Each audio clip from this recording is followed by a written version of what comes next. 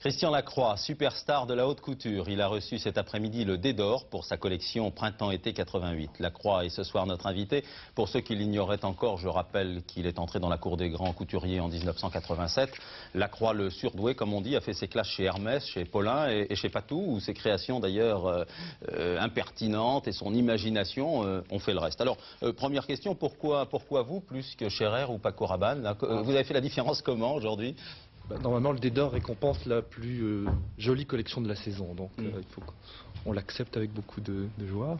Qu'est-ce que vous voulez dire quand vous affirmez la couture doit être un plaisir épidermique? J'ai relevé cette question tout à l'heure. La mode est quelque chose qui parle de moins en moins au cérébral et de plus en plus au sentimental, donc c'est un plaisir qui doit être quelque chose comme bien manger, bien boire, quelque chose d'épidermique. Alors, il y a une presse qui vous encense, hein, et puis il y en a une autre qui vous descend, entre guillemets. Bon, alors, moi j'avoue qu'on est un peu déconcerté quand on voit certains modèles quand même. Tant mieux, enfin tant mieux. Je crois que là, je cite toujours Monsieur Cardin qui a dit que le jour où la haute couture serait complètement portable, elle serait morte, et il n'a pas tort. Qui achète vos créations?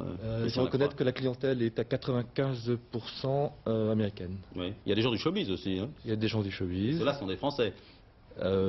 Si, quelques Français. Alors on va s'arrêter quelques instants. Arrêtons-nous quelques instants sur le travail de prospection des couturiers.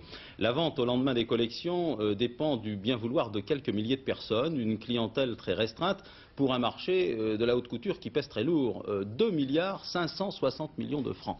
Enquête de Yoba Grégoire. Cette robe de cocktail en coton de chez Nina Ricci a nécessité 60 heures de travail. Elle coûte 32 000 francs. Qui va l'acheter?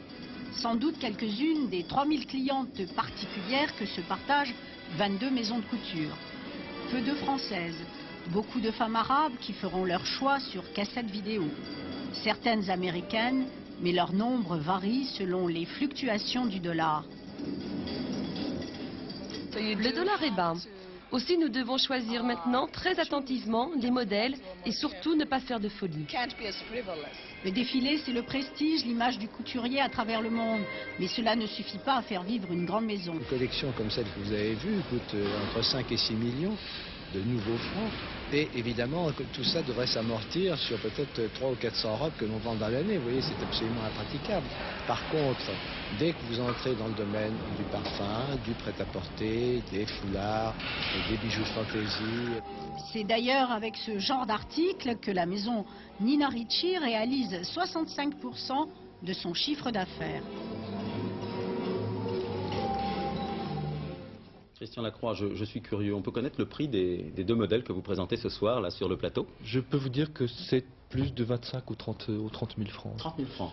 Ce qu'il faut dire aussi, c'est que c'est fait à la main, donc il y a des heures et des heures de travail, que les tissus sont exclusifs, qui sont des tissus créés pour nous, et que la cliente qui achète cette robe est seule, est certaine d'avoir, elle seule, ce modèle. C'est toujours le cas, ce sont toujours des exemplaires uniques.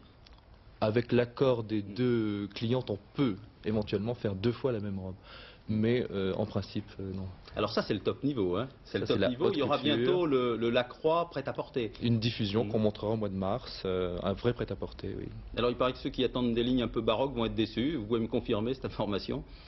Peut-être qu'ils seront déçus. Ce que je peux dire, c'est que c'est un métier complètement différent. C'est-à-dire que le prêt-à-porter, c'est quelque chose à consommer tout de suite. C'est du marketing. La haute couture, c'est un laboratoire d'idées. Et c'est plus le rêve, c'est la vitrine, c'est le C'est une suite prestige. Indispensable pour un couturier comme vous? Une maison n'est pas viable si elle n'a pas de licence, si elle n'a pas de prêt-à-porter. Plus tard un parfum, mais la plupart des maisons vivent sur le parfum, sur les licences et sur le prêt-à-porter. Merci, on vous retrouve au mois de mars, alors c'est ça? Mois de mars pour le prêt-à-porter. Merci d'avoir répondu à notre invitation. Merci.